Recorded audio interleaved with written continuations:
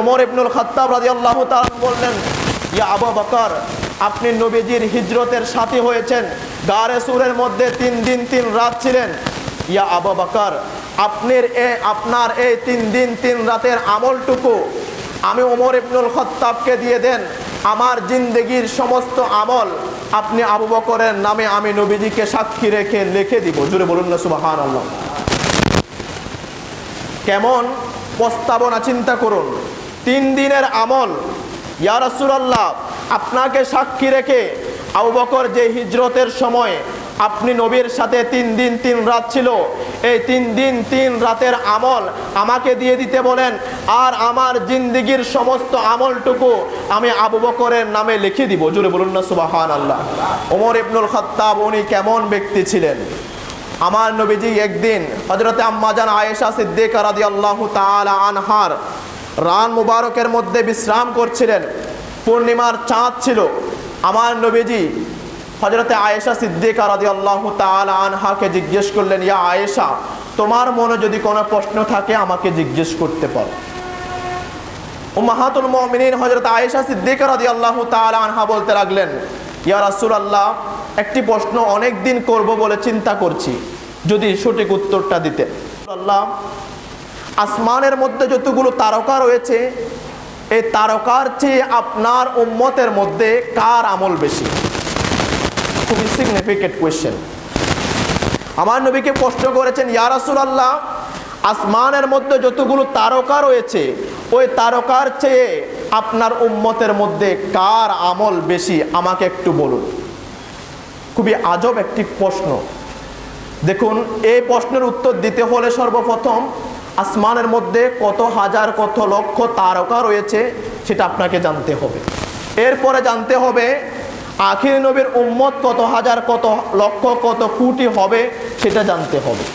আমার নবীকে এই প্রশ্ন যখন করেছেন, আমার নবী 1 সেকেন্ডও অপেক্ষা না করে আমার নবীজি বললেন, হযরত ওমর ইবনুল খাত্তাব রাদিয়াল্লাহু তাআলা আনহু। জোরে বলুন না সুবহানাল্লাহ।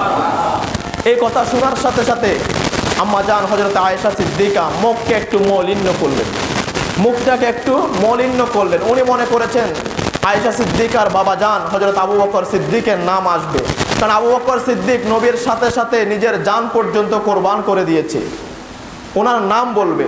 আমার নবীজি ওমরের কথা বলার কারণে আয়েশা সিদ্দিকা রাদিয়াল্লাহু তাআলা আনহা মুখটাকে একটু মলিন করলেন। আমার নবীজি বললেন, ইয়া আয়েশা, তুমি মুখ কেন মলিন করলে? ওমরের আমল চাঁদের তারকার চেয়ে বেশি হলে সৈয়দনা আবু বকর সিদ্দিক রাদিয়াল্লাহু তাআলা আনহুর আমল, ওইদিন ওমর ইবনুল খাত্তাব রাদিয়াল্লাহু তাআলা আনহু বলেছিলেন, হিজরতের সময় নবীজির সাথে আবু বকর সিদ্দিক 3 রাত 3 দিন ছিল। ওই 3 রাত 3 দিনের আমলের বিনিময়ে জিন্দেগির সমস্ত আমল যদি দিয়ে দে বলে, ওই আমলের চেয়ে যদি উমর ইবনুল খাত্তাব চাঁদের চেয়ে বেশি আমলের উপযুক্ত ব্যক্তি যদি নিজের জিন্দেগির সমস্ত আমল 3 দিনের বিসর্জনের মাধ্যমে দিয়ে দিতে পারে, তাহলে সৈয়দনা আবু বকর সিদ্দিক রাদিয়াল্লাহু তাআলা আনহুর আমল কেমন হবে তুমি একবার চিন্তা করো। জোরে বলুন না সুবহানাল্লাহ। এটাই হলো আবু বকর সিদ্দিকের শান। নবীর সাথে কিভাবে ছিল, নবীর মন কিভাবে জয় করেছে সেটা আপনারা অনেকেই জানেন। আমি শুধু একটু আপনাদেরকে স্মরণ করিয়ে দিচ্ছি। উনি দানের দিক থেকে ছিল সর্বপ্রথম। আমার নবীজির প্রত্যেকটা কাজে সাহায্য করেছেন সৈয়দনা আবু বকর সিদ্দিক রাদিয়াল্লাহু তাআলা। ওনার জীবনের সাথে যদি আমাদের জীবনটুকু আমরা ম্যাচিং করতে পারি, একটু ফলো করতে পারি, যিনাকে আল্লাহ আমার নবী বলেছেন আফজালুন নাস বাদাল আম্বিয়া, নবীগণের পরপর যিনার স্থান তিনি হলেন হযরত আবু বকর সিদ্দিক রাদিয়াল্লাহু তাআলা। আফজালুন নাস বাদাল আম্বিয়া, নবীর পরপর যার স্থান যার মকাম তিনি হলেন আবু বকর সিদ্দিক রাদিয়াল্লাহু তাআলা আনহু।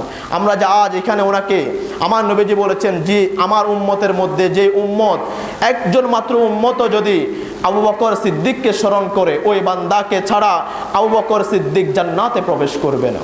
আমরাও আশা রাখছি। আমরা আবু বকর সিদ্দিকের জীবনীকে স্মরণ করেছি। আবু বকর সিদ্দিক রাদিয়াল্লাহু তাআলা আনহুর জীবনের সাথে নিজের জীবনের সাথে যদি বাস্তবায়ন করতে পারে, আমরা আশা রাখতে পারি আমরাও জান্নাতের মধ্যে সাইয়েদনা সিদ্দিক আকবরের সাথী হিসেবে প্রবেশ করব। আল্লাহ পাক সুবহানাহু ওয়া তাআলা আমাদের সকলকে নবীর আদর্শ এবং সাহাবায়ে কেরামের আদর্শের সাথে চলার সেই তৌফিক দান করুক, বলুন আমিন।